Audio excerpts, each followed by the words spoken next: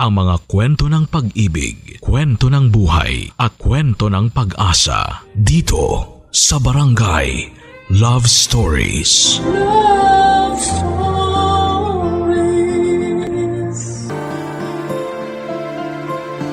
Masarap balikan ang ating kabataan, lalo na kung ito ay naging masaya at makahulugan. Madalas sinasariwa natin yung mga alaalang nabuo sa loob mismo ng ating mga tahanan. Ikaw kabarangay, anong bahagi ng iyong nakaraan ang hindi mo malilimutan?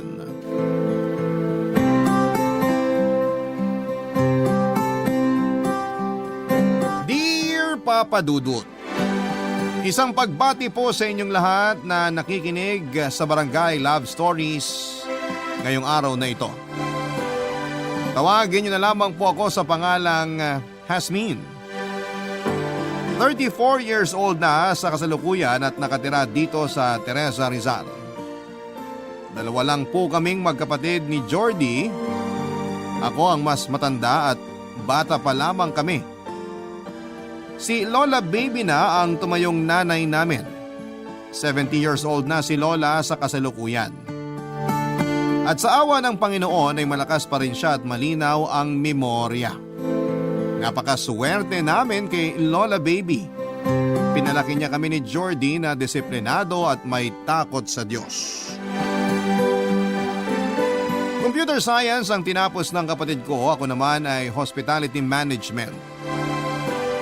Pagka-graduate ay nakapagtrabaho agad ako sa isang sikat na hotel sa Maynila. Pero mas gusto kong magnegosyo kesa maging empleyado. Sabi kasi ng lola ko noong nabubuhay pa raw si Lolo ay meron silang pwesto sa palengke. Maganda raw ang kita nila sa pagtitinda ng manok ng mga panahong yon. Pero sa kasamaang palad ay kinailangang ibenta ni Lola ang pwesto nila noong magkasakit si Lolo ng pneumonia. Nakakalungkot lang po na kahit ginawa ni Lola ang lahat ng makakaya niya para maisalba ang buhay ni Lolo, ay namatay pa rin po ito. Sa kagustuhan kong bumawi kay Lola, nabanggit ko sa kanya na plano kong magbenta ng manok sa palengke. Hindi niya napigilang mapaluha sa sobrang tuwa. Very supportive ang lola ko matapos kong mag-resign sa trabaho. Sinamahan, inalalayan at pinayuhan niya ako sa mga ano ang dapat kong gawin para makakuha ng pwesto. Nang simulan ko yung negosyo ay hindi na ako kumuha ng tindera kasi gusto ni Lola na sumama sa pagtitinda. Laking pasasalamat ko sa Panginoon dahil hindi ako nagkamali na magnegosyo na lamang. Bukod sa di hamak na mas malaki ang kinikita ko kumpara sa mga regular na trabaho. Ako pa ang boss mismo. Hawak ko ang oras ko kaya nasi-celebrate namin ni na Jordy at Lola Baby ang mahahalagang okasyon gaya ng Pasko, Bagong Taon at mga birthday naming tatlo. Papadudod sa edad na 34 ay wala pa po akong asawa at wala ding kinakasama. May mga nanliligaw naman po sa akin. Bukod po sa maganda naman daw ako at may sariling negosyo. Wife material daw po ako, sabi ng mga kaibigan at mga kamag-anak ko. Kaso ay may malalim na dahilan kung bakit takot akong makipagrelasyon, Papadudot.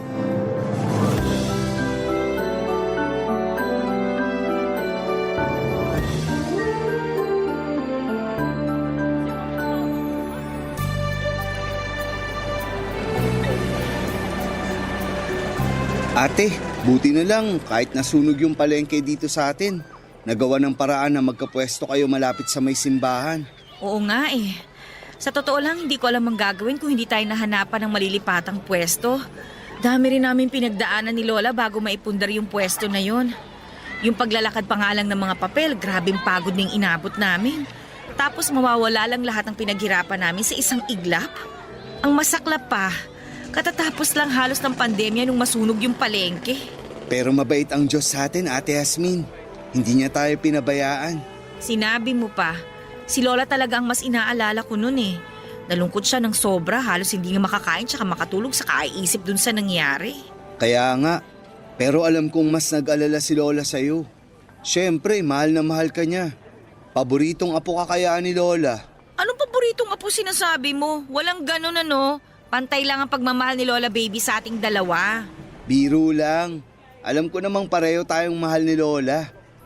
Te, malapit na pala tayo sa suki nating bakery. Hopya lang ba ang bibilin natin para kay Lola? Tingnan ko pa kung anong bago nilang tinapay na masarap para sa almusal at merienda. Bala ko sana magbawas ng kanin ngayon eh. Magda-diet ka talaga? Di ka naman mataba ah. Sino yung balak mong pagpaseksi yan ha? Bakit may jowa ka na ba? Ayaw mo na bang tumandang dalaga? Uy, si ate, in lababo na. Tigilan mo nga ako sa pang-aasar mo. Wala akong jowa at wala akong balak magjowa. Wala naman kasing forever, no? Tsaka sakit sa ulo lang yun, abala sa negosyo ko. Balang araw maniniwala ka rin sa forever. Hindi mo naman kailangang magmadali. Ang gusto ko lang naman maging masaya ka. Basta kapag may sinagot ka na sa mga manliligaw mo, ipakilala mo muna sa amin ni Lola ha. Sabay naming kakaliskisan. Hindi ako papayag na lokohin ka lang at paiyakin ng kung sinong lalaki. Oo na po. Ikaw talaga minsan kung magsalita ka, parang ikaw pa yung mas matanda sa ating dalawa no? Pinoprotektahan ko lang ang ate ko na maganda, matalino, mapagmahal, masipag. Ay naku, ewan ko sa'yo Jordy. Huwag mo na akong bolahin. Kung may kailangan ka, sabihin mo na. Ang sama mo naman sa akin Wala naman akong kailangan. Totoo lahat ng mga sinabi ko. Teka, naaamoy mo rin ba yung naaamoy ko ate? Oo, kanina pa. Amoy vanilla.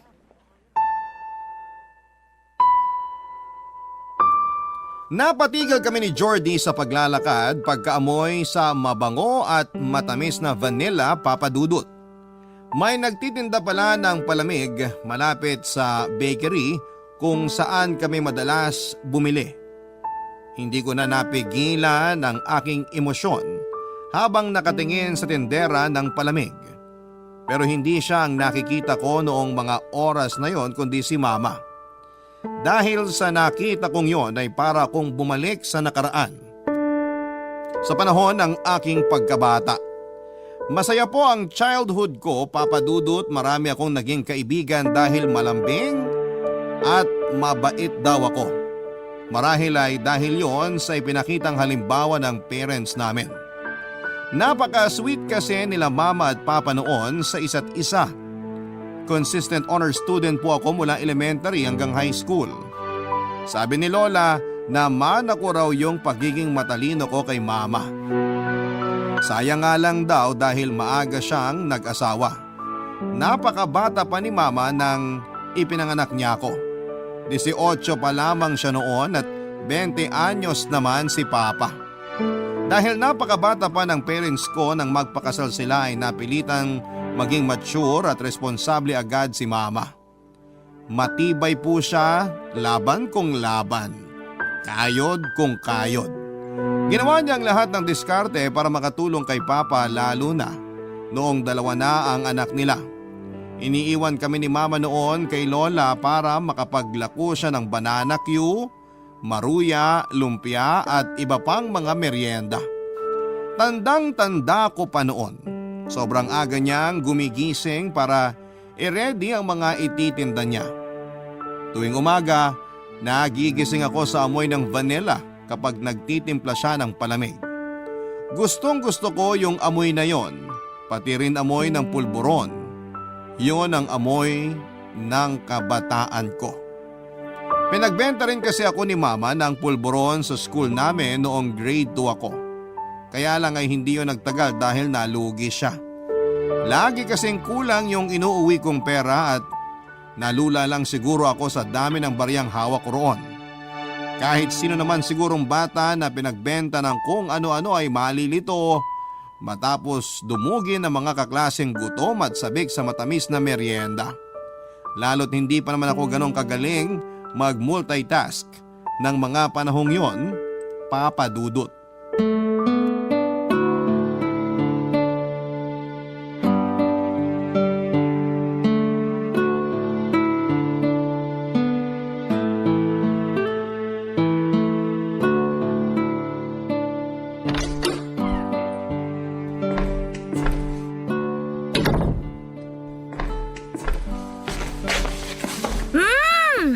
bango!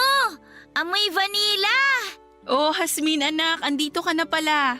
Tamang-tama, nakahanda na tong merienda. Nagtitimpla po ba kayo ng palamig, Mama? Oo, nagtitimpla nga ako ng palamig. Nagluto rin pala ako ng banana Q para sa inyo ni Jordy. Wow! May banana Q rin! Thank you po! Ngayon lang po ulit kayo nagtimpla ng palamig. Namiss ko po yung amoy. Namiss ko rin po yung masarap na timpla niyo, Mama. Naku, pasensya na kayo nak ha. Naging busy na kasi si Mama sa pagtitinda ng mga bag at damit sa Tiangge. Mas malaki ang kinikita ko ngayon doon kesa nung nagbebenta pa ako ng merienda. Okay lang po yun, Mama. Naintindihan po namin. Pero di po ba nakakapagod? Lumuluwas pa po kayo sa Maynila para bumili ng mga bag tsaka damit, tapos kayo rin po yung nagtitinda? Ayos lang si Mama, kaya wag ka nang mag-alala anak. Para naman yun sa pamilya natin. Kahit nakakapagod, masaya ako kasi natutulungan ko ang papa niyo sa mga gastusin dito sa bahay. Basta mag-aaral lang kayong mabuti ni Jordy at maging mabait palagi. Masaya na kaming dalawa ng tatay niyo. Nag-aaral po kaming mabuti, tsaka hindi rin po kami pasaway. Ma, gusto ko pong tumulong sa inyo sa pagtitinda. Salamat anak, pero mas mabuti kung magpo-focus ka na muna sa pag-aaral mo. Kaya na ni Mama yung pagtitinda. Pero gusto ko pa rin pong tumulong, Ma. Kahit tuwing Sabado lang po tsaka Linggo. Napag-usapan na po namin ni Jordy yung tungkol doon, Ma. Tatapusin po kaagad namin yung mga homework namin para po may oras po kaming tumulong sa inyo. Pero Hasmin… Sige na po, Ma. Para naman po makatulong kami sa inyo kahit konti. Sigurado po dadami yung benta nyo kasi cute kami ni Jordy eh. Matutuwa po sa amin ng mga customer. Ang babait talaga ng mga anak ko at ang kukulit din. Siyempre po, nagmana kami sa inyo eh. Ganon? Namana niyo sa akin yung kulit niyo? Hindi po, Ma. Yung bait lang. Yung kulit kay Papa namin namana. Mabuti na yung malinaw. Pagkatapos niyong magmerienda, gusto niyo akong tulungang magbilang ng mga bag mamaya? Sige po! O siya, hubarin mo na yung uniforme mo. Magpalit ka na muna ng pambahay anak. Pagkatapos, tawagin mo na yung kapatid mo para makapagmerienda na tayo. Hindi na masarap tong palamig kapag natunaw na ang yelo. Masarap pa rin po yan, Ma. Basta po timpla nyo, kahit po matunaw yung yelo. Naku, talaga namang nambola pa tong anak ko. Sige na, tawagin mo na si Jordy. Pagkatapos nating magbilang ng bag mamaya, magluluto naman ako ng hapunan. Siguradong gutom na ang papa niyo pagdating niya mamayang gabi. Oo nga po pala, no? Sige po, Ma. Magbibihis lang po ako tapos tatawagin ko na po si Jordy. Miss ko na rin po yung pag-aagawa namin sa luto niyong merienda.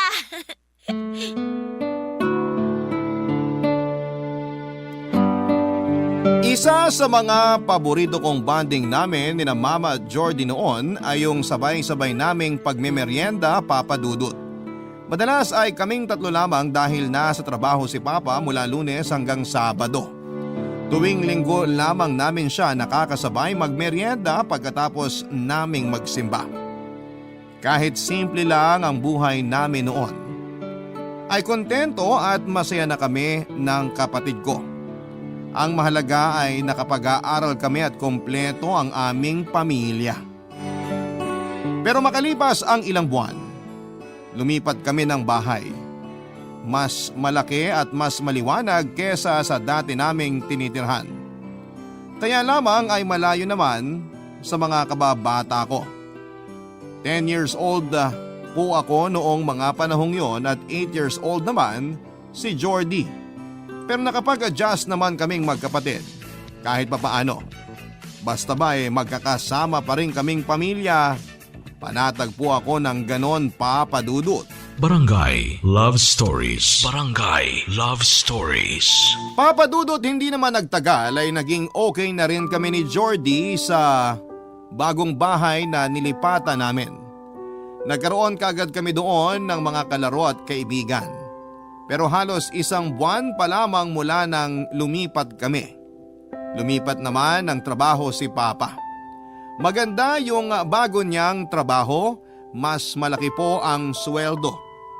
Kaya lang ang naging problema ay nasa city yung pinapasokang hotel ni Papa at may kalayuan yon sa tinitirhan namin. Laging pagod sa kukommute si Papa. Kaya noong sumunod na buwan ay lumipat ulit kami sa mismong city para hindi na mahirapan si Papa sa biyahe. Nakakapagod yung sunod-sunod na paglipat na yon para sa amin ang kapatid ko. Wala pa akong 11 years old pero 2 beses na kaming lumipat ng bahay. Lagi akong umiiyak noon kasi nami-miss ko yung mga kaibigan ko. Bagong bahay, bagong eskwelahan, bagong mga mukha. Kaya tuwing may nagtatanong sa akin noon kung anong pangarap ko, iisa lang ang palaging sagot ko. Ang magkaroon kami ng sariling bahay. Hindi importante kung maliit yon o malaki basta sarili namin yon at magiging masaya kami doon ni na Mama, Papa at Jordy. Pero ang maganda po sa huling nilipatan namin, malapit lamang yon kina Lola. Isang sakay lang ng jeep. Nandun na kaagad kami sa bahay nila.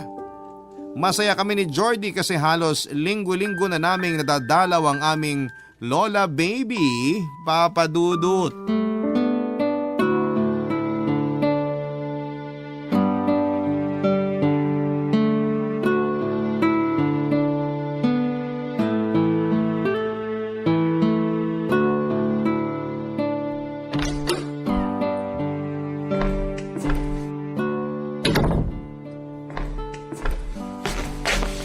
Hello po, Lola! Nandito na po ako! Wow! Ang bango naman po ng niluluto nyo. Ano po yan? Afritada ito. Pwede mo bang tikman? Baka maalat na naman ang timpla ko. Alam mo na, pag tumatanda na, tumatabang ng panlasa. Hindi ko po alam, La. Hindi pa naman po kasi ako matanda eh. Ay nako, ikaw talaga, Apo. Pinipiloso po mo na naman ang lola mo. Joke lang po yun, Lola. Pahiram po ako ng kutsara. Titikman ko na po.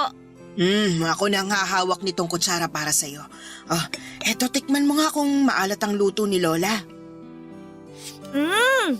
Hindi po maalat, La. Tamang-tama lang po yung timpla nyo. Lola, thank you po ah. Bakit ka nagte-thank you, Apo? Para saan?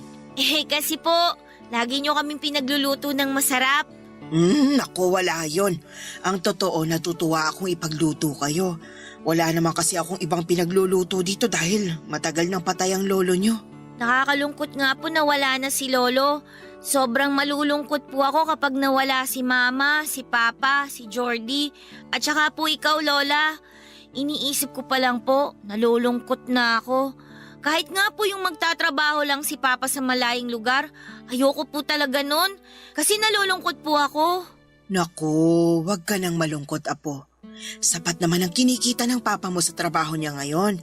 Kaya hindi na mangyayari ang magtatrabaho pa siya sa malayo. Saka tinutulungan naman siya ng mama mo. Kaya wag ka nang mag-alala, ha? Opo, Lola. Nga pala, Apo. Ano po yun, La? Wala pa bang nababanggit ang mama at papa nyo sa inyo ng kapatid mo? Na ano po? Naku, hindi ko alam kung ako ba dapat ang magsabi sa iyo nito. Baka magalit kasi sa akin ang nanay mo. Bakit naman po siya magagalit? Mama niya po kayo. Sige na po, La. Ano po ba yun? Sabihin niyo na po. Please po. Ay, naku, sige na nga. Total, nadulas na ako eh. Oo nga po, La. Sabihin niyo na po. Basta kunwari di mo pa alam para di magalit sa akin ang mama mo. Lilipat daw kayo ng bahay kasi may bagong trabaho ang papa mo.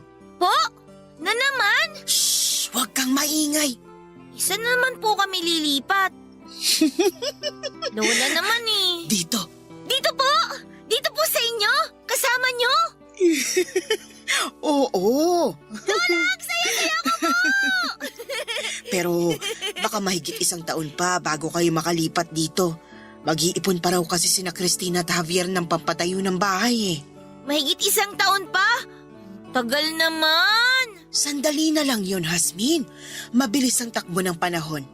O siya, basta kunwari hindi mo pa alam Sige, tulungan mo na ako maghain para makakain na tayo. Sige po.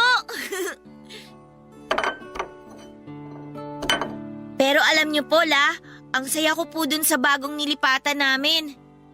Talaga? Hindi mo ba namimiss ang mga pinsan at ang mga kaibigan mo sa dati niyong tinitirahan? Namimiss po.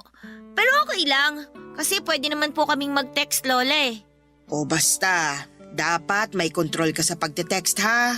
Baka naman doon na maubos ang oras mo, di ka na makapag-aral ng maayos. Hindi po, La. Promise po, nag-aaral po ako lagi. Mas gusto ko pong mag-aral kaysa mag-text. Yan ang apo ko. Pero bakit mo nga pala nasabing masaya ka doon sa bagong bahay na nilipatan niyo? Ano bang nagustuhan mo ron? Mamaya ako na po kukwento sa inyo pagkatapos po ng tanghalian. Lola, sana po talaga hindi na kami lumipat ulit. Masaya na po kasi ako sa bagong school ko eh. Mababait po lahat yung mga kaklase ko. Pero dahil dito naman pala kami lilipat, edi okay lang po sa akin. Mas gusto ko po dito, Lola. Kasi palagi ka na po naming makakasama.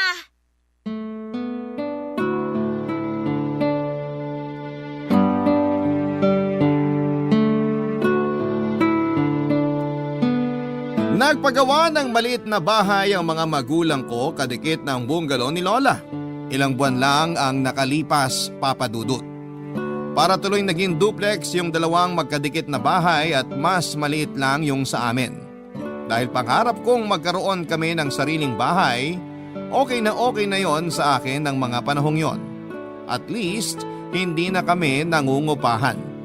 Excited kami ni Jordy noon na simulan ang bagong buhay namin sa bahay na yon ni Lola. Lumipat man ulit kami ng bagong eskwelahan ay nagkaroon ng mga bagong kaibigan at nakisalamuha sa mga bagong muka ay ayos lang. Lalo na't kasama namin si Lola. Tuwing weekend ay sumasama kami ni Jordy kay Mama para tulungan siya sa pagtitinda ng bags at mga damit sa tiangge. At gaya ng pangako namin sa kanya ay tinatapos muna namin lahat ng uwi naming assignment galing sa school para sa susunod na linggo. Ayaw naming maging pabigat sa mga magulang namin kaya talagang nagsikap kaming pagbutihin ang aming pag-aaral. Gusto naming magkapatid na masuklian ang lahat ng sakripisyo nila. Mabigyan lang kami ng maginhawang buhay. Pero habang lumalago ang negosyo ni Mama ay doon naman nagsimula yung pagbabago ni Papa. Madalas pagka-uwi namin galing sa pagtitinda ay wala siya sa bahay. Gabi na siyang umuuwi at lasing na lasing pa. Hindi namin alam kung saan siya pumupunta at kung sinong mga kainuman niya. Papa Dudut.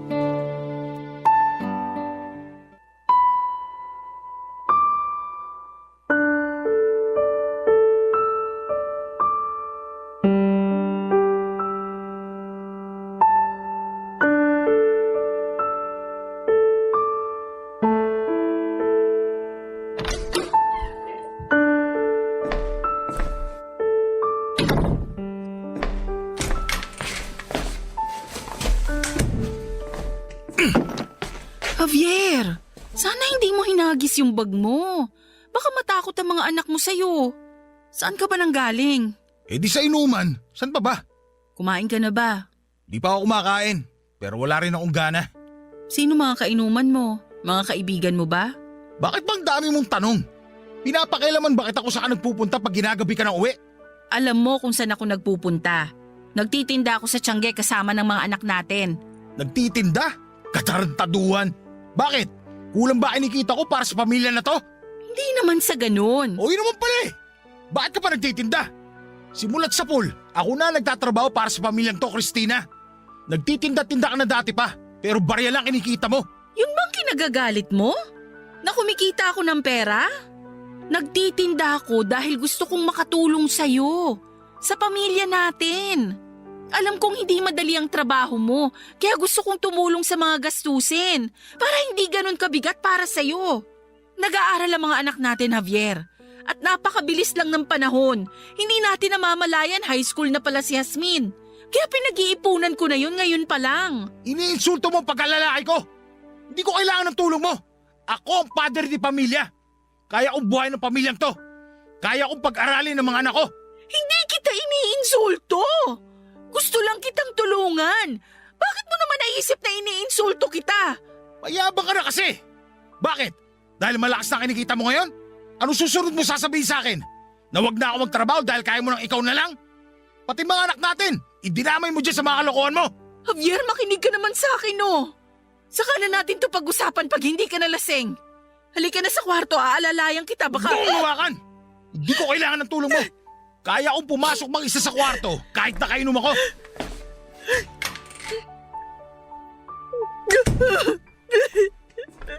Mama, Asmin, anong ginagawa mo dito, anak? Akala ko tulog ka na. lumabas po ako nung narinig ko na lumabas kayo ng kwarto ninyo. Nagtago po ako sa may lababo. Mama, narinig ko po kayo ni Papa. Pasensya ka na sa mga narinig mo, ha?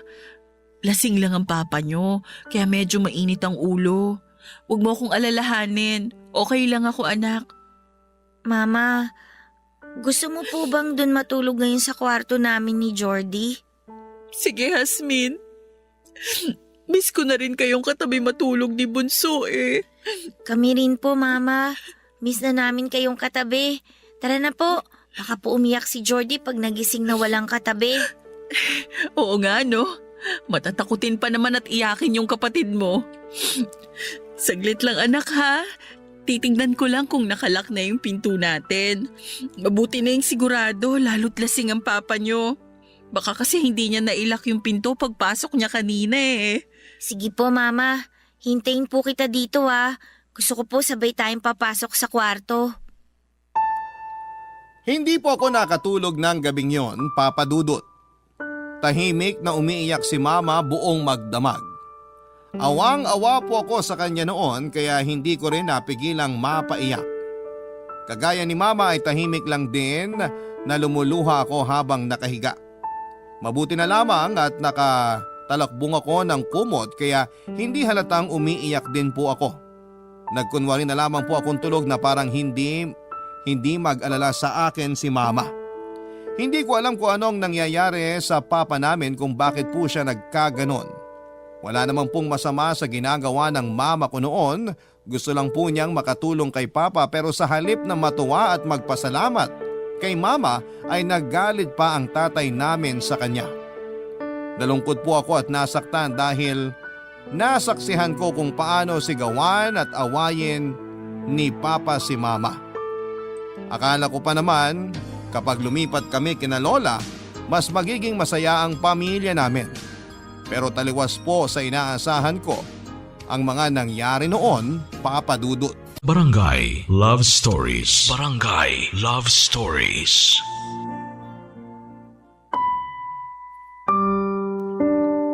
Papa Dudut, sa paglipas ng mga araw ay wala nang ginawa ang mga magulang ko kundi ang mag-away.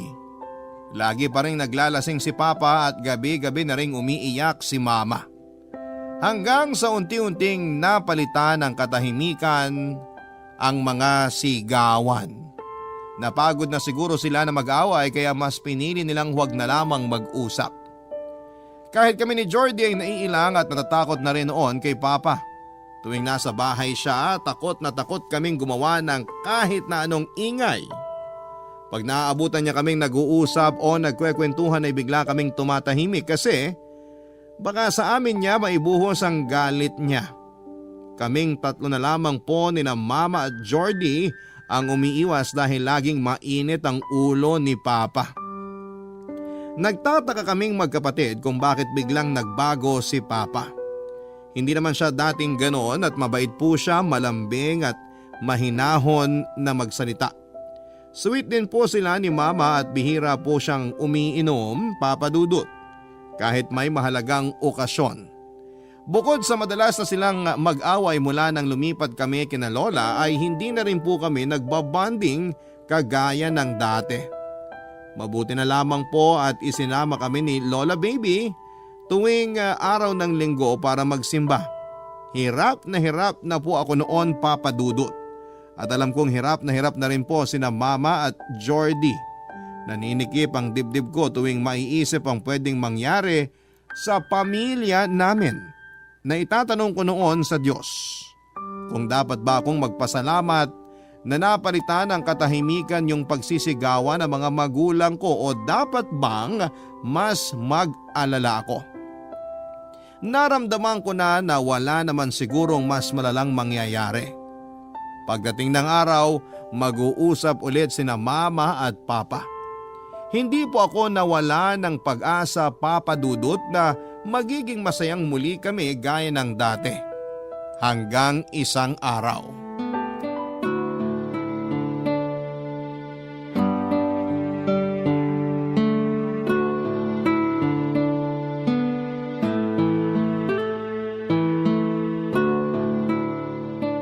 Anak, maupo ka muna rito sa kama.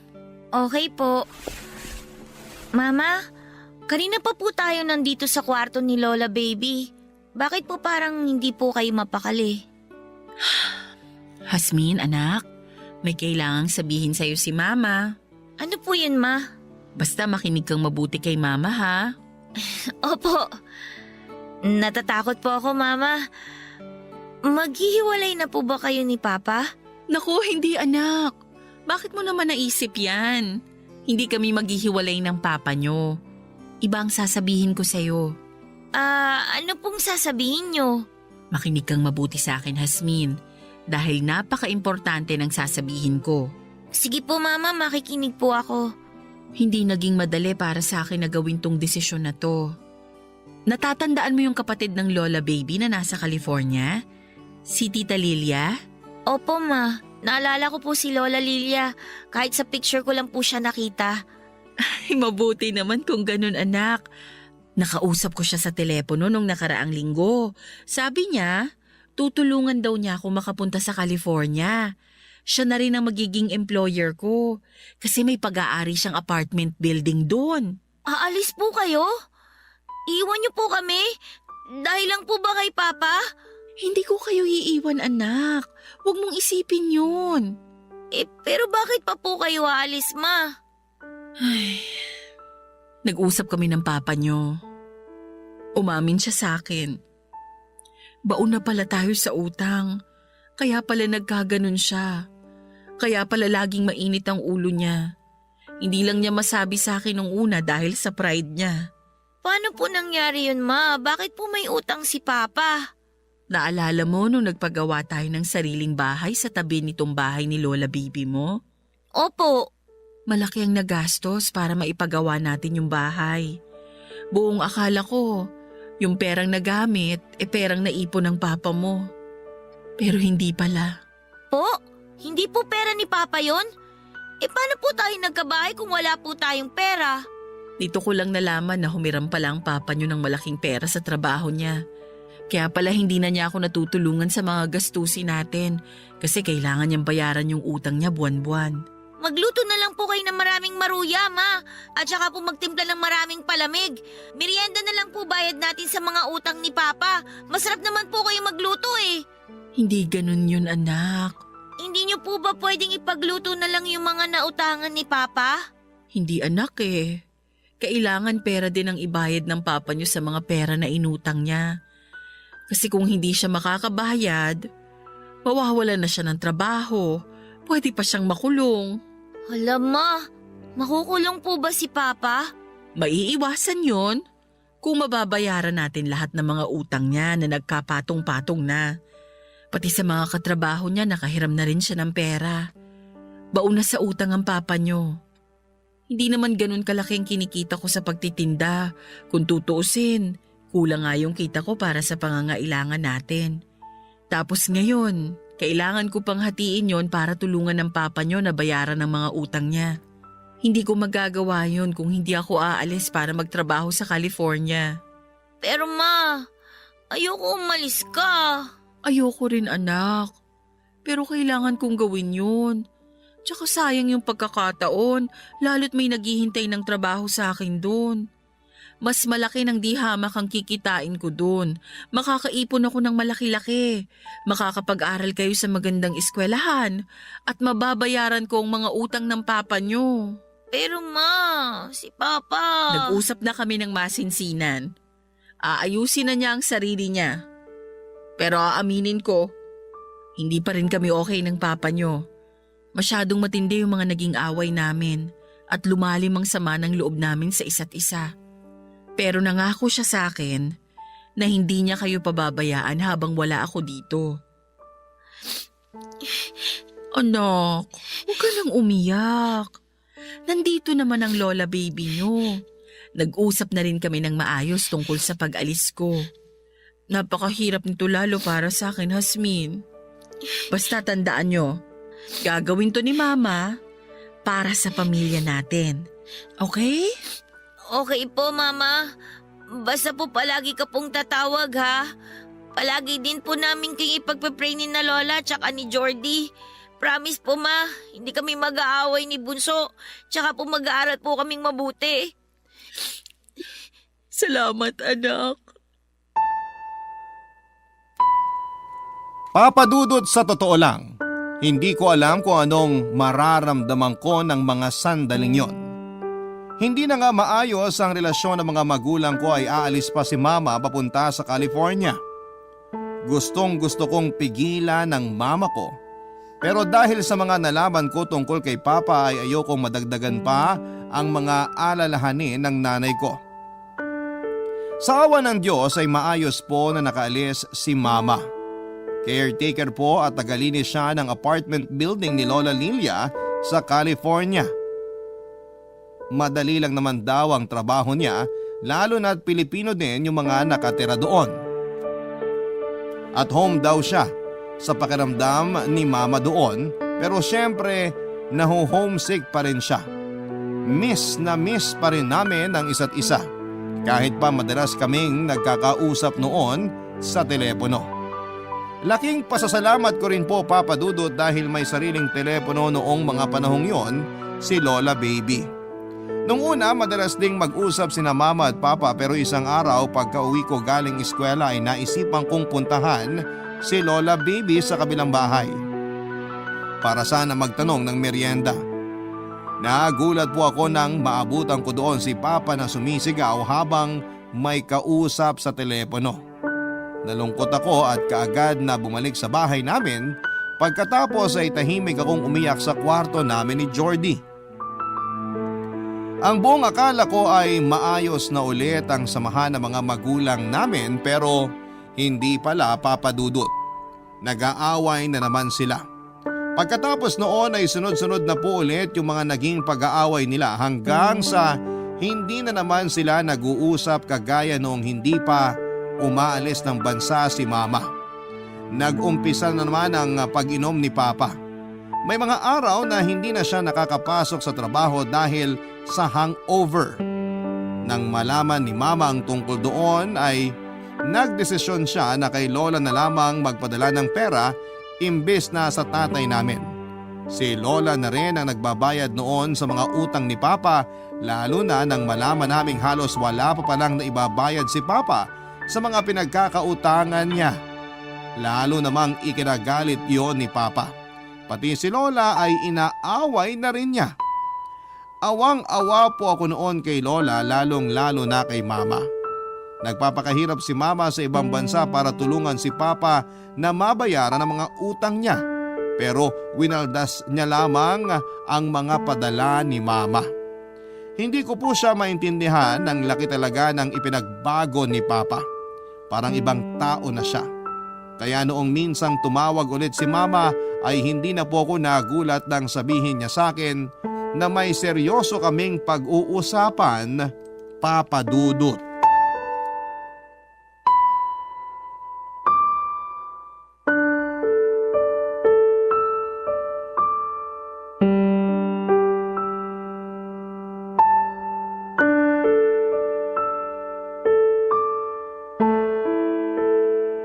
Anak, makinig kang mabuti sa sasabihin ko.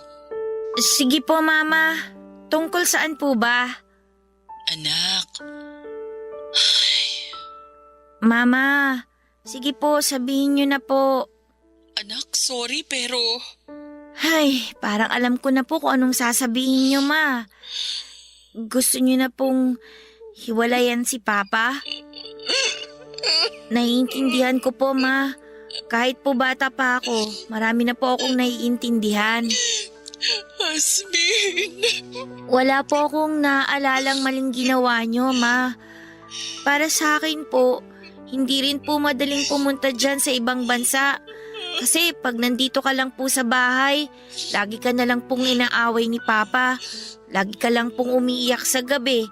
Ginawa niyo naman po lahat ng makakaya niyo. Pero ma, bakit po ba ganun? Bakit inaaway ka pa rin ni Papa kahit na wala ka na po dito sa atin? Kahit po nagtatrabaho ka na po dyan, bakit po nagagalit pa rin sa inyo si Papa? Ayaw ba niya na magtrabaho ka po dyan sa malayo? Hindi ko po alam kung bakit naaway ka pa rin po ni Papa kahit nagpapadala naman po kayo ng maraming pera. Hindi ko rin alam ang sagot dyan sa mga katanungan mo, anak. Kaya okay na lang po kahit maghiwalay kayo ni Papa, Ma. Tanggap ko na naman po yun. Sigurado rin po akong maiintindihan kayo ni Jordy pagdating po ng araw. Napaka maunawain mong bata, Hasmin. Palagi po kasi akong pinapayuhan ni Lola Baby, Ma. Lagi po niyang pinapaliwanag sa amin kung ano po yung nangyayari sa pamilya natin. Hindi po nagkulang si Lola na paalalahanan kami ni Jordy. Kaya, tahan na po kayo, Ma. Huwag na po kayong umiyak. Huwag na po kayong malungkot dyan, Ma. Kasi kami naman po ni na Lola ang bahala kay Jordy. Salamat, anak. May hihilingin sana ako sa'yo. May nakita ako sa internet na magaling na family lawyer malapit dyan sa atin. Pwede mo bang sabihin mamaya sa lola mo pagdating niya galing sa palengke na puntahan yung taong yon? Baka kasi hindi ako agad makatawag ulit dyan mamaya. Opo, Ma. Sasabihin ko po kay Lola Baby yung bilin niyo po pagdating niya. Mama, mahal na mahal ko po kayo. Hasmin, anak. Pasensya ka na, ha? Napakabata mo pa. Hindi kita dapat binibigyan ng ganito kabigat na responsibilidad. Hayaan mo. Makakabawi rin si Mama sa lahat ng pagkukulang ko sa inyo ni Bunso. Mahal na mahal ko rin kayong mga anak ko. Lahat ng ginagawa ko para lang sa inyo. Palagi akong mag-iingat dito.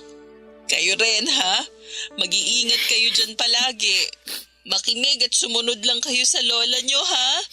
Opo, Mama.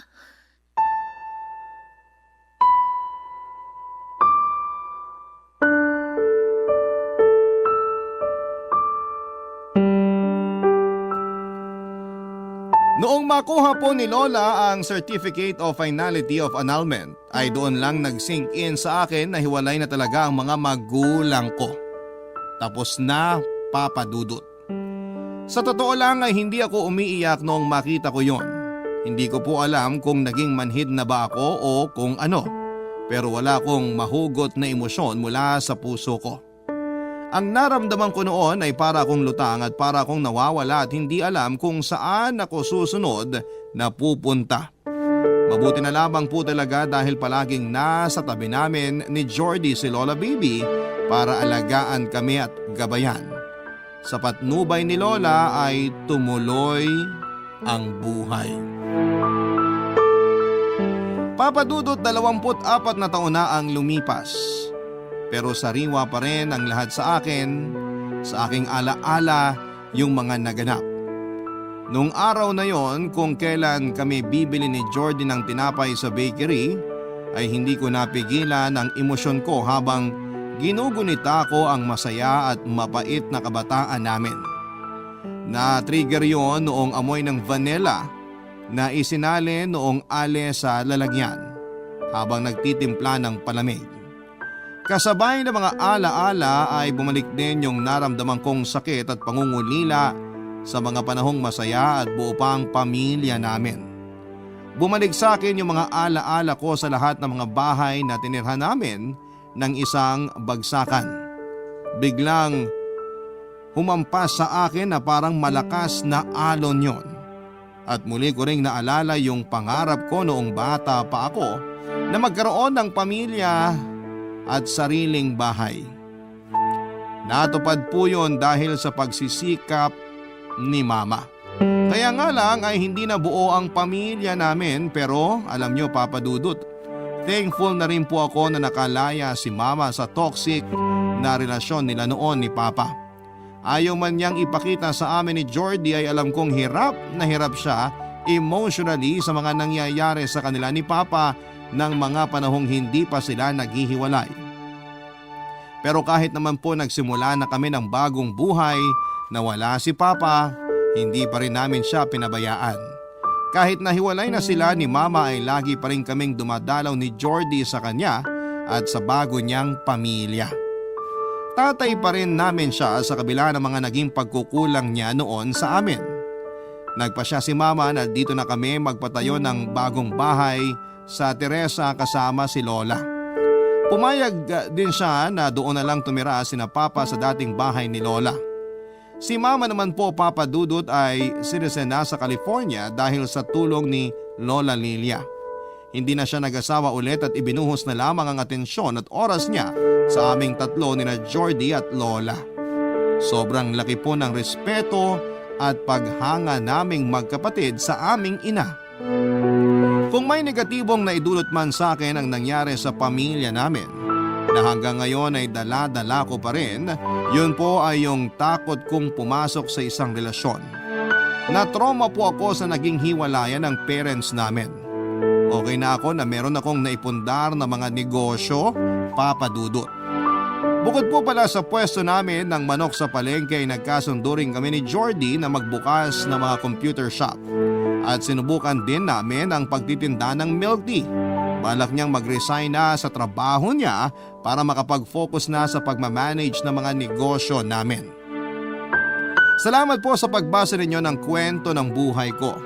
Lagi po akong nakikinig sa mga programa ninyo at nakaka-inspire man o nakakalungkot yung mga kwento ay lagi po akong may natututunang life lesson. Para sa mga nagsisimula at gustong magsimula ng bagong buhay, kapit lang po at samahan ng panalangin. Salamat pong muli, Papa Dudut. More power sa Barangay Love Stories, pati na rin po sa Barangay LS 97.1. Sana ay manatili po kayong number 1. Ang inyong kapuso at kabarangay, Jasmine. Nagustuhan ng iyong napakinggan? Ituloy yan via live stream sa www.gmanetwork.com/radio. Barangay LS 97.1 Forever!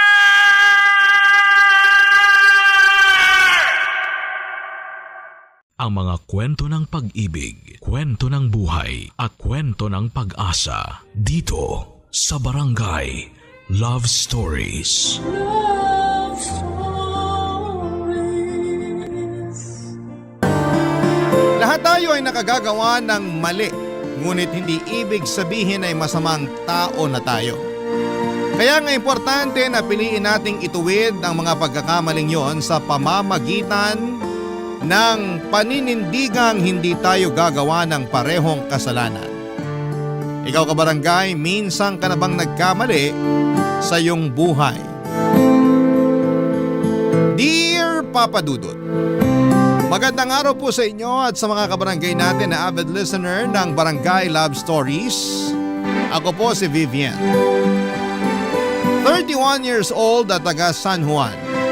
Isa po ako sa mga libo-libo ninyong subscribers online. Libangan ko na talagang makinig ng mga life and love stories ninyo dahil bukod sa nakaka-relate ako rito, ay meron din akong natututuhang aral. Kaya naman naisip ko na magbahagi rin ng sarili kong istorya na kapupulutan ng aral at inspirasyon ng mga kabarangay. Bukod sa akin ay nakikinig din pala sa programa ninyo ang Mama Judy ko. Nasa bahay lang naman kasi siya at ang pinagkakabalahan lang niya ay ang mga pa-order niyang pastries tulad ng cakes, cupcakes at iba pang mga tinapay. Pero wala naman siyang physical store. Habi lang niya talagang mag-bake hanggang sa naisipan naming magbenta dahil masarap naman talaga.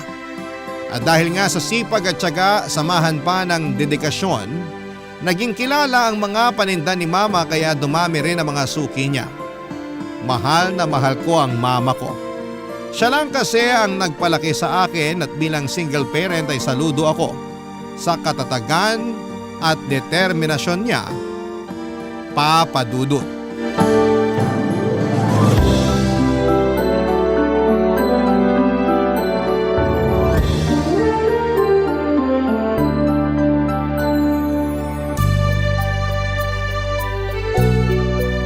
Sakto na ba to? Ilan nga ba order ni Kumare? Hi, Ma! Oh, nandiyan ka na pala, nak. Late ka yata nakauwi. Opo. As usual, heavy traffic. Weekend na kasi. Pero buti na lang walang pasok bukas. Makakapagpahinga ako from corporate work. Oo nga. Kumain ka na. Nagluto ko ng paborito mong adobo. Wow! The best ka talaga! Pero mamaya na ako kakain. Gusto ko munang ilapat sa sofa tong likod ko. Ay, grabe, ang sarap! Kumaka-react naman to. Akala mo matanda na. Sobrang sakit pa ng likod mo? Bata-bata mo pa. Pag naranasan niyo mag-commute, hindi niyo na masasabing bata pa ako. Kasi naman, bago ako nakasakay ng UV kanina, pumila muna ako ng pagkahaba-haba. Ilang oras din akong tumayo kaya pati binti ko nangangalay na. Gusto mo bang pahiran ko ng eucalyptus oil yung binti mo? Naku, ako na po. Mukhang di na nga kayo magkanda ugaga dyan sa mga pa-order niyo eh. Ang dami ah.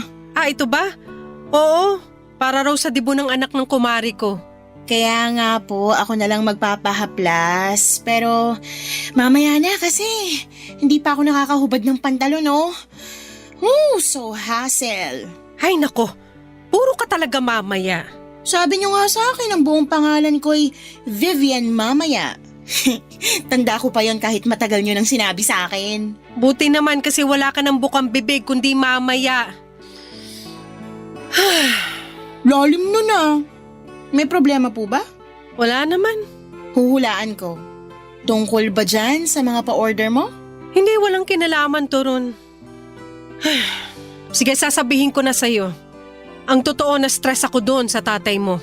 Bakit po? Sabi na sasamahan daw ako sa pagde-deliver ng mga order sa akin.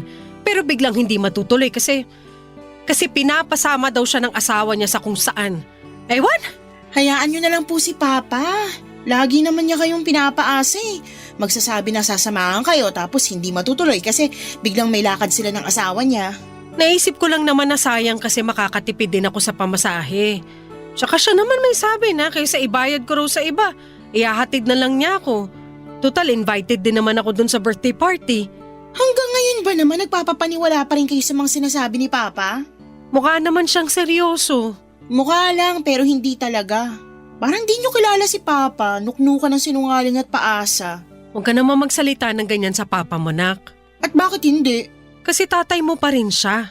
Basta ako, hindi na naniniwala sa kanya, Ma. Lagi na lang napapako yung mga pangako niya eh. Pinapaasa niya lang tayo kaya nadala na ako. Tsaka, kaya naman natin yan kahit wala siya. Tutulungan ko kayo. Ako na rin mamamasahe para hindi nyo naalalahanin. Ay, wag na.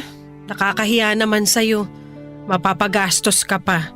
Wala pong kaso sa akin yun. Tsaka, pwede po bang tigilan nyo na yung pakikipag-usap nyo kay Papa? I mean, baka kasi malaman na naman ng asawa niya na may communication kayo tapos sumugod na naman yung dito at manggulo. Ayoko na pong maulit na pumunta siya rito tapos pinagsalitaan tayo ng masama't masakit. Hindi ko lang kasi mapigilang kausapin ng papa mo. May mga araw kasi na namimiss ko talaga siya. Hindi pa po ba ako sapat? Ano bang sinasabi mo? Siyempre sapat ka na.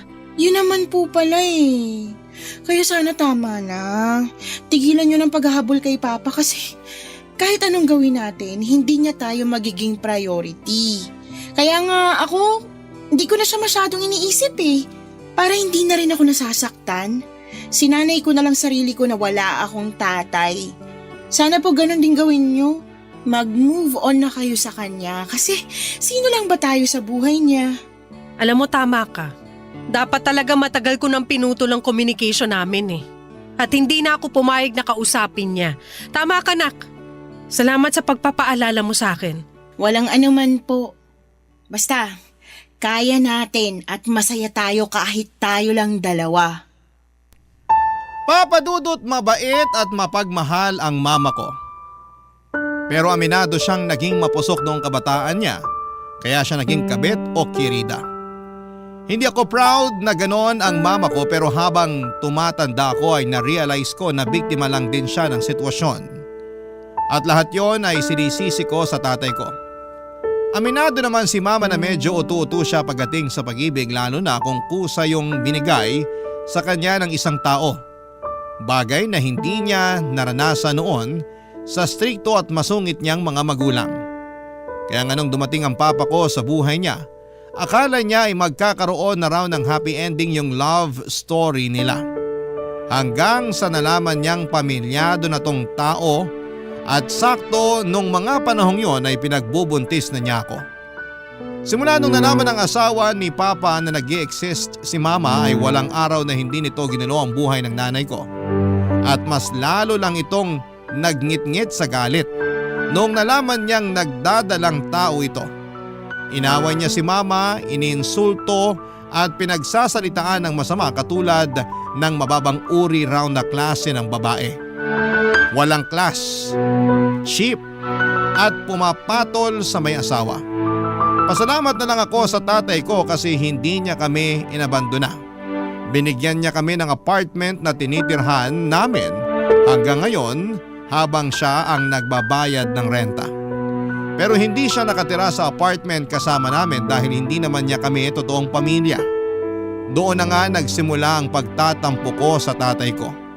Tapos nadagdagan lang yon nung sinabi sa akin ni Mama yung totoo naming estado sa buhay niya.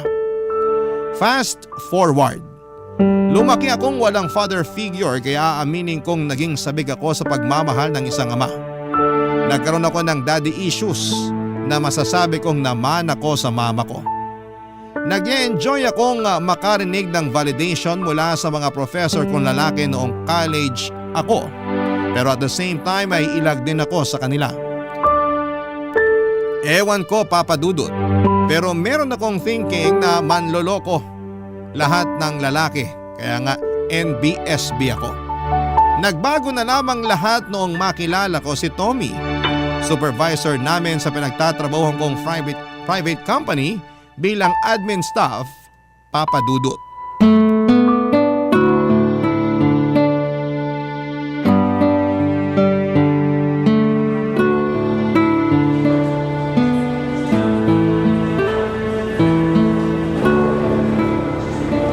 Wow! Hindi ko akalain na masarap ang mga pagkain nyo rito sa kantin ha. Doon kasi sa dati kong trabaho, matabang at kulang sa timpla. Nako sir, yun din talaga unang komento ko nung first time ko rito. Kaya nga dito na ako laging nanananghalian. Huwag mo na akong tawaging sir kapag tayong dalawa lang, Vivian. Po? Pwede ba yun? Oo. Pero baka may makarinig kung hindi ko kayo tatawaging sir tapos may masabi na kung ano. Kung may sasabihin man sila, kasalanan na nila yon kasi malisyoso at malisyosa sila. Ang akin lang naman gusto kong maramdaman mo na okay tayo. Kumbaga hindi lang tayo magkatrabaho, magkaibigan na rin. Tama po ba yung narinig ko? Gusto niyo ako maging kaibigan? Oo naman, bakit hindi? Ngayon lang kasi ako nagkaroon ng kaibigan na mas mataas sa akin yung posisyon. Madalas kasi yung mga supervisor at manager lang nagiging close sa isa't isa. Ganun ba? Pero wala naman sigurong batas na nagbabawal maging close ang supervisor at subordinate niya, di ba? Wala naman po. Kaya nga. Kaya bakit hindi tayo maging close? Sa bagay. Naninibago ka lang kasi balita ako. Masungit daw yung pinalitan kong dati niyong bisor. Tapos hindi pa sumasama sa mga labas niyo tuwing may okasyon. Ay opo. Gusto nun mapag-isa lagi tapos mas close siya sa mga matataas. Lagi rin kaming sinusungitan kaya hindi po kami komportable sa kanya pag nandyan siya. Kaso patay na po siya. Kaya wag na natin masyadong pag-usapan para respeto na rin. Sige, anong gusto mong pag-usapan natin? Po? Naku, ano nga ba? Wala akong maisip na topic eh. May boyfriend ka na ba? Wala pa po. Pero nagkaroon ka na. Hindi pa rin. NBSB po ako. Ano yung NBSB? No boyfriend since birth. May nanligaw naman sa akin pero hindi ko sinasagot. Mas focus kasi ako nun sa pag-aaral ko. Pero nakagraduate ka na at working ngayon. Bakit wala ka pa ring boyfriend? Wala pa kasi ako nagugustuhan. Siguro may pagkapihikan ka. Siguro nga po pero di naman masama yun, diba? Hindi naman. Importante nga na kilalanin mo yung manliligaw mo. Para wala kang pagsisiyan sa dulo sakaling meron pala siyang tinatagong sikreto. Sikreto kagaya ng ano po? Na may iba pala siya. Nako, parang tatay ko lang yan. Talaga? May ibang babae ang tatay mo? Meron po pero nanay ko po yung ibang babae. Kasi kasal na yung papa ko sa asawa niya nung nagkakilala sila ng mama ko. Tapos ayun, nabuntis niya si mama at pinagrenta kami ng apartment.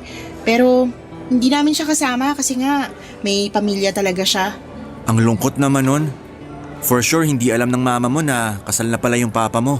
Opo, kaya nga hindi ko rin magawang magalit sa nanay ko dahil lang naging kabit siya. Para sa akin, kasalanan yung lahat ng papa ko. Kaya siguro hirap din ako magtiwala sa mga lalaki kasi iniisip ko lahat pwedeng magloko. Hindi naman lahat. Paano na lang kami mga tunay na good boy, di ba? Talaga? Good boy kayo? Oo naman. Kaya dapat baguhin mo na yung tingin mo sa lahat ng lalaki. Papadudot na una ako ng 2 taon kay Tommy sa company namin. Then, dumating siya at pumalit sa posisyon ng dati naming bisor na namatay dahil sa sakit. Mas matanda sa akin si Tommy ng 10 taon.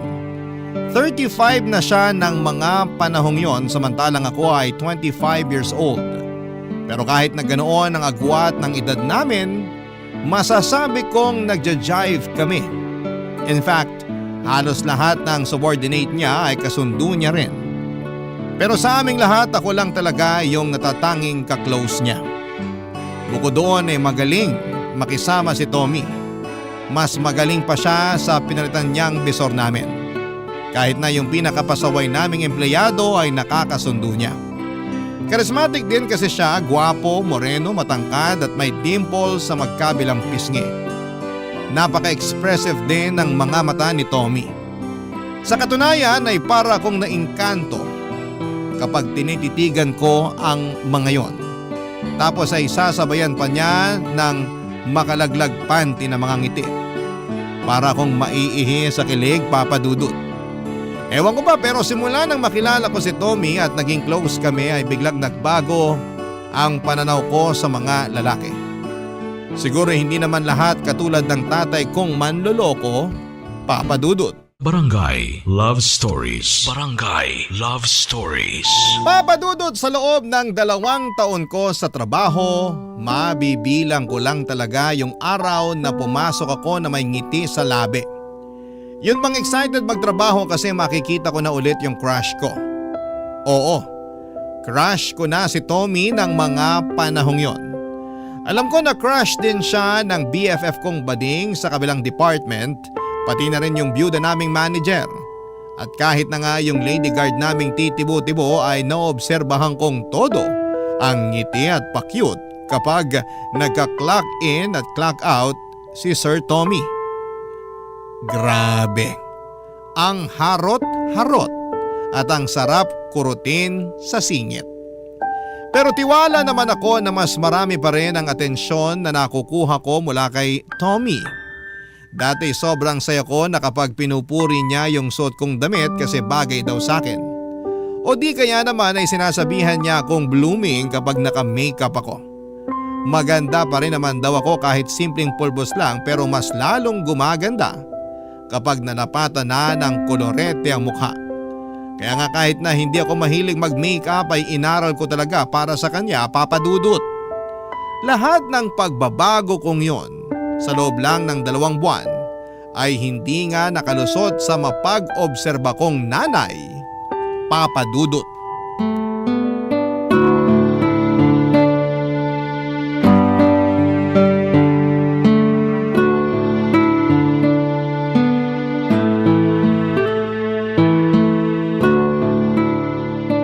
Nako, siguro may boyfriend ka na kaya panay makeup mo na. Ma, naman. Hindi ba pwedeng dahil feel ko lang kasi maganda pala ako pag naka-makeup?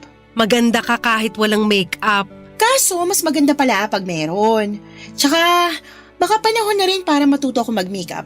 Hindi yung pulbos lang at lipstick yung alam kong i-apply sa mukha ko. Okay, pero hindi ako naniniwala na wala kang pinagagandahan. Dumaan din naman ako sa ganyan, nak. Kaya sabihin mo na lang sa akin kung meron ka na bang boyfriend. Mama mo ko, karapatan ko malaman yun. Kinonsensya mo pa talaga ako. Ano na nga? Meron na ba? Wala pa nga po, pero may nagugustuhan na ako. Talaga? Ako, dalaga na yung anak ko. Dalaga naman po talaga ako. Palagay niyo sa akin. Na-excite lang naman ako kasi akala ko wala ka ng plano mag-asawa. Pero buti naman may nagugustuhan ka na. Opo, pero complicated kasi. Tsaka, baka di kayo pumayag. Bakit naman hindi ako papayag? Kasi boss ko siya at katrabaho ko. Wala namang kaso sa akin yun, Nak. Basta single yung boss mo. Single naman po. Ilang taon na ba?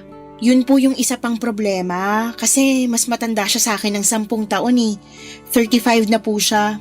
Sigurado ka bang wala pa siyang asawa? Kasi nasa edad na siya. Wala pa nga po. Wala naman siyang binabanggit eh. Siguraduhin mo lang kasi mahirap pumasok sa gulo na kagaya ng pinasukan ko. Hindi naman po ako siguro aabot sa ganon, ma. Matanong ko lang, bago lang ba siya sa inyo? Kasi ang tagal-tagal mo na dyan sa trabaho mo pero wala ka naman ako kwento na nagugustuhan mo. Kaya inisip ko baka baguhan sa inyo. Ay, opo. Bago lang po. Gaano ka bago? 2 months. Tommy pa pangalan niya, siya yung pumalit sa dati naming bisor na namatay. Ano ka mo? Namatay na yung dati niyong bisor? Opo. Naku, kawawa naman. Parang nakwento mo pa lang na nagkasakit siya tapos wala na pala siya. Nakakagulat nga po. Pero yung Tommy na yan, kumusta naman bilang bago niyong bisor? Mabuti po kasi mabait siya at kasundo namin. Tapos kahit 35 na siya, mukha pa rin siyang nasa 20s. Mas baby face pa siya sa akin, ma. Talaga? May picture ka ba niyan? Patingin nga. Sige po, ito nasa phone ko. Wow, oo nga. Hindi halata yung edad niya. Di ba? Ang cool niya manamit, ang pogi niya po, no? Oo, pogi nga. Pero ang tanong ko, gusto ka rin ba niya? Sakit niyo naman magsalita.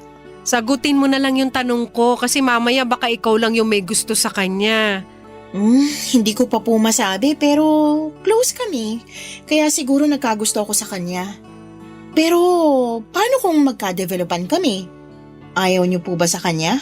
Hindi naman sa ayaw ko sa kanya. Ayaw ko lang mapahama ka sakaling may sabit siya. Tama na yung ako na lang yung naging kabit. Wag na ikaw. Papadudot, aaminin kong hindi ko naging priority na alamin kung may asawa o wala si Tommy. Kasi base sa obserbasyon ko ay binata siya. Walang tinitext o chinachat na misis o girlfriend at lagi niyang sinasabi na mag-isa lamang siya sa tinitirhan niyang apartment. Bukod doon ay wala rin naman siyang nababanggit kaya sigurado kung wala siyang sabit. Malinis din ang Facebook account niya kung saan kami friends.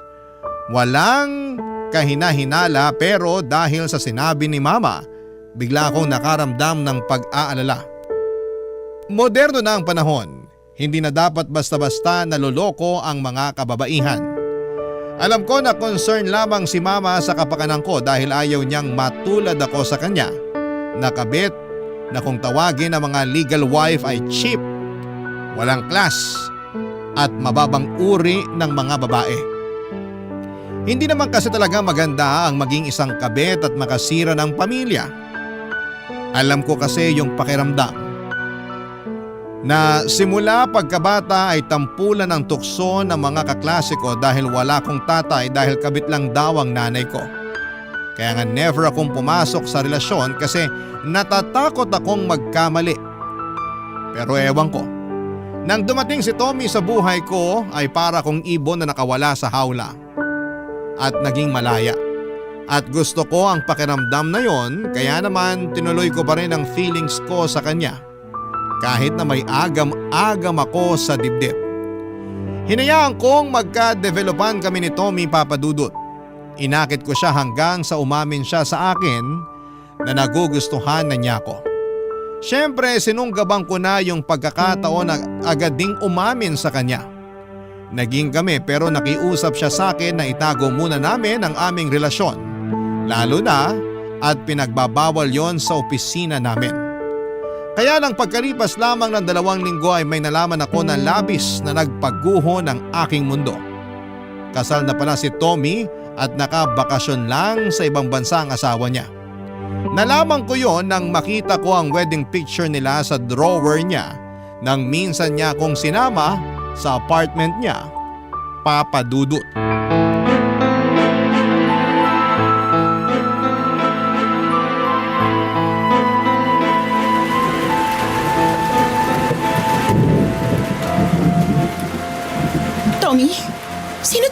dito. Sino ba yan? Ito. Oh, Magpapaliwanag ako, Vivian. magpaliwanag ka talaga bago ko umalis dito sa apartment mo. At saan ka pupunta? Uuwi sa bahay namin. Bakit? Palagay mo sa akin, batang musmus na hindi marunong umuwi mag-isa? Pero gabi na oh. Tsaka baka umulan, mapano ka pa? Wala akong pakialam. Kaya bago ko gawin yun, magpaliwanag ka na. Sino tong babaeng kasama mo sa picture na to? Asawa mo? Oo. Walang iya ka. Kasal ka na pala. Sorry, okay? Hindi ko nasabi kasi... Kasi bakit mo ba naman sasabihin, di ba? Eh di pag nalaman ko, syempre lalayuan kita. At ayokong layuan mo ko kaya hindi ko na sinabi. Ginawa mo kong kabit, Tommy. Wala kang konsensya. Hindi na rin naman kami okay ng misis ko eh. In fact, wala siya ngayon sa apartment ko kasi mas inuna niya pang puntahan yung peste niyang business trip. Kaya naman pala. Wala palang pusa kaya malikot ang daga. Wag mo naman sabihin yan oh. At bakit hindi ko sasabihin? Kapal ng mukha mo. Akala mo hindi masakit yung ginawa mo. Hindi ko naman sinasadya. Pero wag mo sanang isipin na hindi totoo yung mga pinakita at pinaramdam ko sa'yo. Mahal kita, Vivian. Pero kasal ka nga. Nasa business trip lang yung misis mo, hindi pa kayo hiwalay. Alam mo, mahal din naman kita eh. Pero hindi ko pinangarap na maging kabit. Alis na ako. Ayoko magstay sa lugar na to kasama yung sinungaling na katulad mo. Please, wag kang umalis. Wag mo akong iwanang mag-isa dito. At bakit hindi? Ayusin natin to. Ayoko mawala ka sa akin. Hindi na natin maaayos to kasi nung una pa lang, hindi ka na nagsabi ng totoo. Nakakatawang isipin na panaysabi ka pa sa akin na iba ka sa lahat, na good boy ka pero hindi naman pala. Kapag naaalala ko yun, mas lalo lang nadadagdagan yung galit ko sa'yo eh. Nagawa ko lang naman yon kasi hindi ko na kayang pigilan yung feelings ko sa'yo eh. Ewan ko pero na-realize ko malaking pagkakamali talaga na pumayag ako magpakasal sa asawa ko kahit hindi ko naman siya mahal. Tuloy nung dumating ka, tsaka naman naging komplikado ang lahat. Kapal ng mukha mo, no? Sinisi mo pa talaga ako? Hindi kita sinisisi. Hindi raw pero rinig na rinig ko kaya. Alam mo, kasalanan mo yan. Ikaw lang naman na nagloko, dinamay mo pa ako. Wala akong kamalay-malay na kasal ka na pala tapos wala ring alam yung misis mo na iniiputan mo na siya sa ulo. I'm sorry, Vivian.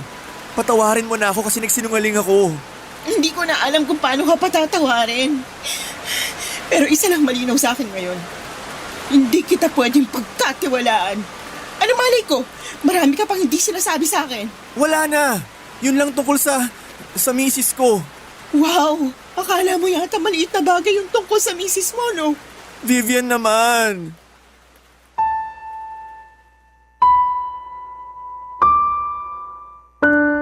Papadudot 1 year na palang kasal si Tommy pero dahil busy ang misis niya sa mga business trip nito ay unti-unti na raw nawawala yung pagmamahal niya rito. At lahat ng yon ay napunta na raw sa akin. Kaya naman ayaw niyang pumayag na maghiwalay kami. Mahal ko na rin naman siya noon at masakit talaga sa akin na tapusin ang aming relasyon. Pero ayokong maging isang kabit. Mali ang maging kabit at kahit kailan ay hindi yun magiging tama kahit na sabihin mong nagmamahalan pa kayo ng taong gustong gusto mo. Pero matigas ang ulo ni Tommy. Hindi niya tinanggap ang pakikipaghiwalay ko. Mas naging mapilit pa siya sa akin. Buti na lamang at profesional pa rin siyang kumilos sa trabaho kaya hindi halata na may something sa aming dalawa. Pero pansin na rin ng mga kasamahan ko sa trabaho na iniiwasan ko siya. Minsan ayoko na talagang pumasok sa opisina kasi makikita ko na naman siya. Nakakatawa na dati-rati inspired at excited po ako na makita ko siya pero matapos kong malaman ang lahat ay parang gusto ko na lamang mag-awol at hindi na magpakita pa sa pinagtatrabahuhan naming dalawa, Papa Dudut. Barangay Love Stories. Barangay Love Stories. Papa Dudut, dahil makulit at mapilit si Tommy ay pinagbigyan ko siya na makipagkita sa kanya noong nagsabi siya na gusto niya akong makausap. Sakto weekend kaya nagpunta kami sa isang restaurant sa Tagaytay. Nag-lunch at nag-usap. Sinabi na naman niya na wala siyang masamang intensyon sa akin at handa siyang itama anuman ang pagkakamali niya sa aming relasyon. Doon na siya nangako na makikipaghiwalay sa asawa niya sa lalong madaling panahon. Naramdaman ko naman yung sinseridad niya sa bawat salitang binitawan niya, Papa Dudut. Sa katunayan ay naging masaya ako sa pag-uusap namin yon habang kumakain. Hindi ko na lamang namalayan na hinahawakan niya yung kamay ko sa kalagitnaan ng pag-uusap namin.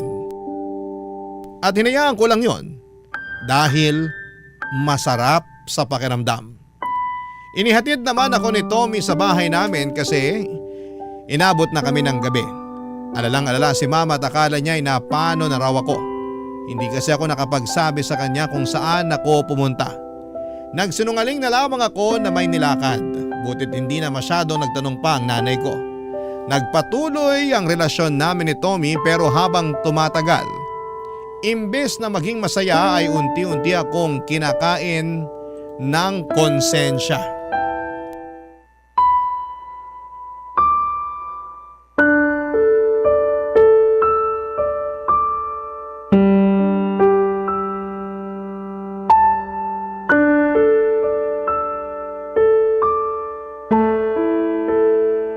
May sakit ka ba? Wala naman po. Bakit po? Kasi hindi na kita nakikita nagme-makeup katulad dati. Manaman eh. Seryoso nga. Tsaka napansin ko mas madalas ka nang nakasimangot kaysa nakangiti. Sabihin mo may problema ka, no? Wala. Ay, huwag ka magsisinungaling sa akin, nak. Kilala kita, nanay mo ko. Opo, may problema nga po ko. Tungkol ba yan sa inyo ni Tommy? Sandali, kumusta pala kayo? Nanliligaw pa rin ba siya? Hindi na po kasi naging kami na. At hindi mo man lang sinabi sa akin? Plano ko naman pong sabihin kaya lang...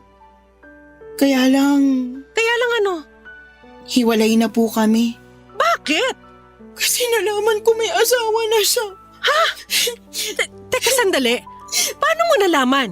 Nakita ko yung wedding picture nila sa apartment niya. Lagi raw umaalis at nasa business trip yung asawa niya kaya nawala na lang siya ng gana sa relasyon nila. 1 taon pa lang sila kasal. Napakawalang hiya ng lalaking yan. Sana noong una palang sinabi na niya para nakaiwas ka na. Yun nga, Ma. Kasalanan ko rin naman kasi hindi ako naging maingat. Tapos nagtiwala pa ako at naniwala sa mga sinabi ni Tommy. Ganyan naman yung mga lalaking yan eh. Magagaling magtago ng sikreto. Pero itong Tommy, apaka-amateur. Pero ay mo biglang bumalandra yung wedding picture nila ng asawa niya sa mukha mo. Baka tinuro talaga sa'yo ng anghel mo yon. Kasi gusto kanyang protektahan laban sa lalaking yun, nak. Ewan ko po pero sa ngayon naguguluhan ako. Bakit naman? Akala ko ba hiwalay na kayo? Oo nga po pero nagkausap kami. Nakipag-usap ka sa kanya? Opo, ang kulit niya kasi kaya pinagbigyan ko na. Sigurado ka na nag-usap lang kayo? Opo, nagpunta kami sa Tagaytay nung nakaraang araw. Yung ba yung gabi ka na nakauwi? Opo. Ano naman yung pinag-usapan nyo? Humingi siya ng tawad sa akin. Tapos sinabi niya na mahal niya talaga ako. At nangako siya sa akin na hihiwalayan niya yung misis niya. Nako, narinig ko na yung linyahan na yan, nak. Ganyan-ganyan din ang sinabi ng magaling mong ama sa akin noon. O tapos, ano nangyari? Walang hiwalayan na ganap. Ako naman si Gaga, umasa. Nakikipagbalikan po siya at parang gusto ko siyang pagbigyan eh. Pero nakokonsensya ako para sa asawa niya. Huwag ka na makikipagbalikan sa tokmol na yan, ha? Dahil baka matulad ka sa akin, nak. Alam mo kung gaano kahirap maging kabit. Dahil kabit ang nanay mo, di ba? At ayokong maranasan mo yun. Nangako ko sa sarili ko na hindi ko kukontrahin sino mang mahalin mo basta walang sabit. Kaya nga hindi naman ako tumutol dyan sa Tommy na yan. Tapos malalaman kung katulad lang pala siya ng tatay mo. Kaya nga po, nalulungkot lang ako kasi manluloko rin pala siya. Huwag mong ikalungkot yun.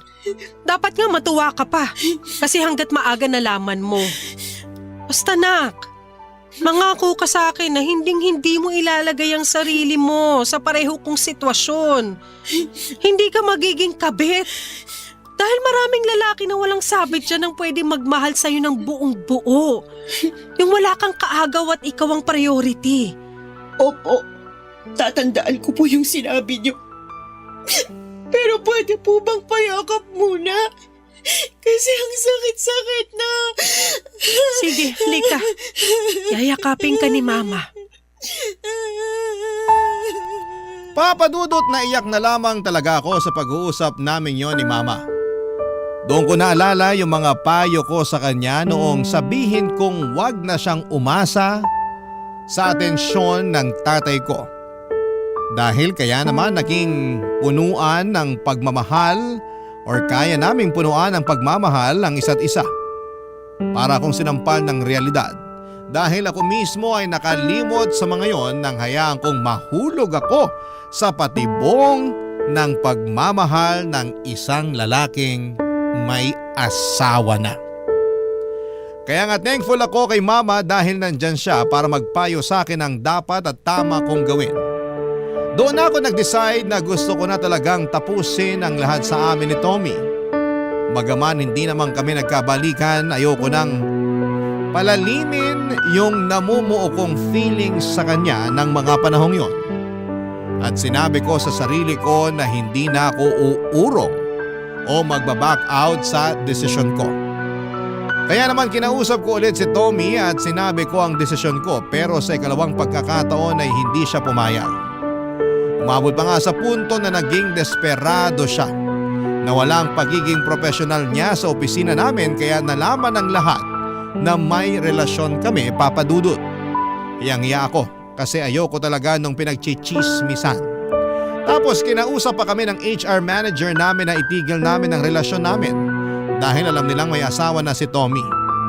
Nanliit talaga ako ng gusto ng araw na yon, kaya nag-early out ako at umiyak na nagsumbong sa nanay ko pag uwi ng bahay. Pagkalipas nga ng ilang minuto ay biglang kumatok si Tommy sa pinto namin. Gulat na gulat kami ni Mama dahil hindi ko alam na sinundan niya pala ako pauwi. Nakiusap siya sa amin ni Mama na kausapin namin siya, kaya pinapasok namin siya sa loob ng bahay.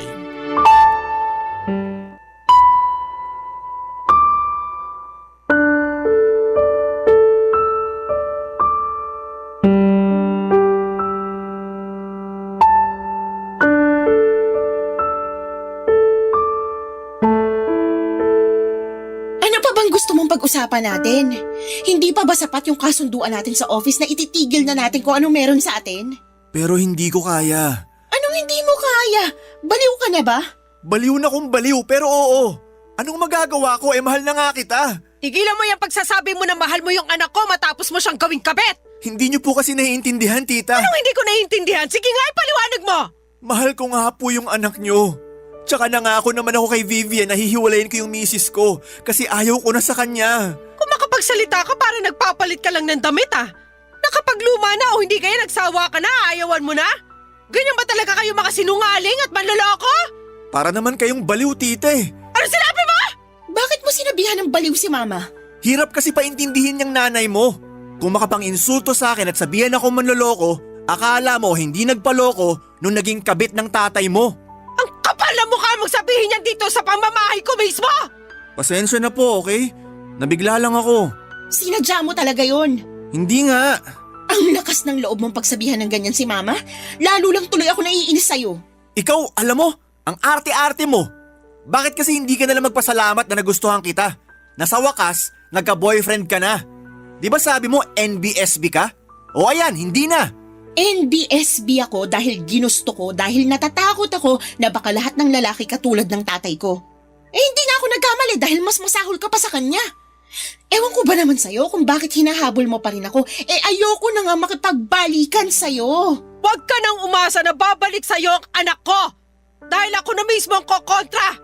Kapal na mukha mong sabihin na magpasalamat sa'yo ang anak ko kasi nagustuhan mo siya? Hoy! Para sa kaalaman mo! Pinalaki ko na mabuti ang anak ko para hindi maging kabit na katulad ko! Kasi alam ko yung hirap ng pagiging kabit! Alam ko rin na mali! Kaya nga gusto ko yung itama!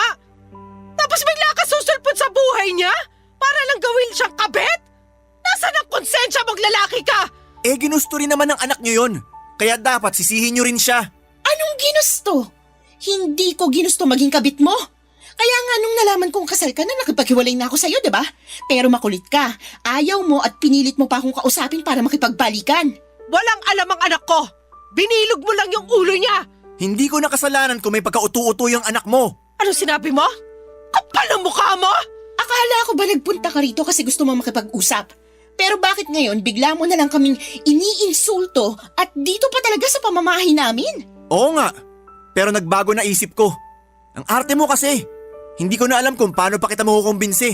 Sa pinagsasasabi mong yan sa amin ng mama ko, mas nadadagdagan lang yung dahilan para layuan na talaga kita. Yung tipong kahit pagkakaibigan, hindi ko ibibigay sa katulad mo. Umalis ka na sa bahay namin, Tommy! Tigilan mo na rin ang anak ko, kundi ipapapulis kita! Papa Dudut, umalis din si Tommy sa bahay namin at naiwan kaming nanginginig sa galit ni Mama. Ang kapal ng mukha niyang insultuhin ang nanay ko at pagmukhaing mababang uri ng babae. Dahil lang naging kabit ito. Wala siyang alam sa pinagdadaanan namin at hindi niya alam na lumuha ng balde-balde ang nanay ko nang dahil sa tatay ko. Kaya wala siyang karapatan na pagsalitaan ng ganon si Mama. Nang araw na yon ay galit na galit ako kay Tommy at magpahanggang sa ngayon ay kinamumuhian ko siya. Gusto kong gumanti sa kanya, gusto ko siyang isumbong sa asawa niya pero hindi ko na ginawa dahil pinayuhan ako ni Mama na baka balikan ako ng misis niya. Na mas paniwalaan nito si Tommy dahil certified sinungaling yon at magaling magpaikot. Kaya nga nanahimik na lamang ako. Mabuti na lang kasi at hindi na regular si Tommy sa posisyon niya dahil sa mga reklamo sa kanya ng iba pang mga empleyado tungkol sa pambabastos. Gulat na gulat ako nang malaman ko dahil wala sa tabas na mukha niya nagagawa ng masama. Pero mukhang nagkamali ako kasi may sa demonyo pala ang ugali niya. Malaki ang pagsisisi ko dahil minsan ako naging kabit. Pero pinarealize sa akin ni Mama na araw-araw ay pwede ako magbagong buhay. At isang araw or isa raw na katapangan na pinili kong ituwid ang aking pagkakamali. Sa kasalukuyan ay may boyfriend na ako na walang sabit at mahal na mahal ako. Ang kwento ko ay isang paalala sa mga kababaihan na huwag nating itolerate ang mali at huwag nating hayaan ang sarili natin na mag-settle for less. Huwag tayong maging cheap o chiphanga. Ayon nga sa BFF kong bading. Dahil ang mga kababaihan ay parang isang obrang maestra. Kailangang paghirapan bago nila makuha ang ating puso. Hanggang dito na lamang po ang aking sulat, Papa Dudut, at sana'y kinapulutan po ito ng aral at inspirasyon ng mga kabarangay natin. God bless sa Barangay Love Stories and more power sa inyong estasyon. Ang inyong forever kapuso at kabarangay, Vivian. Barangay Love Stories. Barangay Love Stories. Kwentuhan naman tayo dito sa comment section. Nagustuhan ng iyong napakinggan? Ituloy yan via live stream sa www.gmanetwork.com/radio. Barangay LS 97.1 forever.